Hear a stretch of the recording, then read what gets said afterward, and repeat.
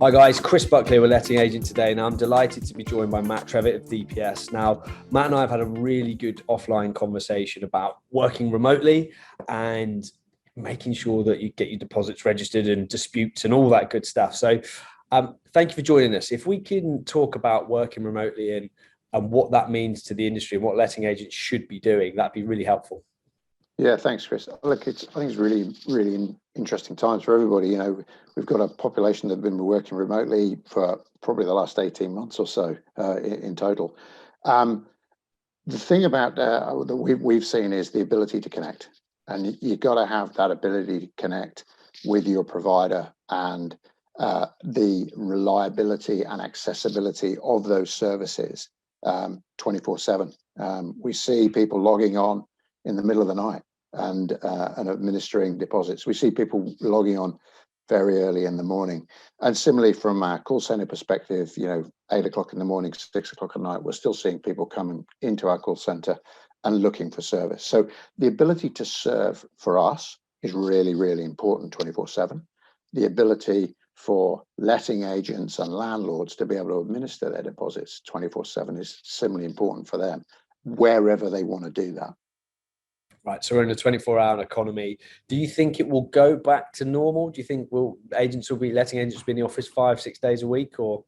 I think we'll see more people going back into the offices, but I think we'll see a lot more people who have got used to working in a more remote way, embracing remote working, embracing flexible working, which is a term we all hear, and we're seeing it with people that are working for us who have delivered great service over the course of the last 12, 18 months, working remotely, that whilst we're keen to see people back in the office and collaborating, because that's the thing that's really hard to do, I think, remotely, is collaborate with one another. But I see them coming back into the office as well as working more flexibly on their own terms, in their own homes or wherever suits for them. Okay, fine. So how disputes, right? If agents are working from home, are they going to register things in the right way?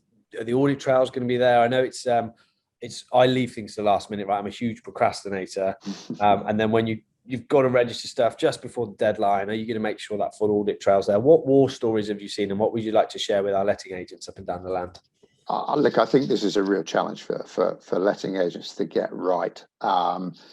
Having a really thorough and complete inventory that has been signed off by the tenants entering the property, that is supported by good quality information such as time-stamped photographs or video evidence, thorough inventory that's fully recorded, the condition and age of fixtures, fittings, and the property itself, really will stand you in good stead should you end up in a position where you want to make a claim and that claim is disputed by the tenant at checkout.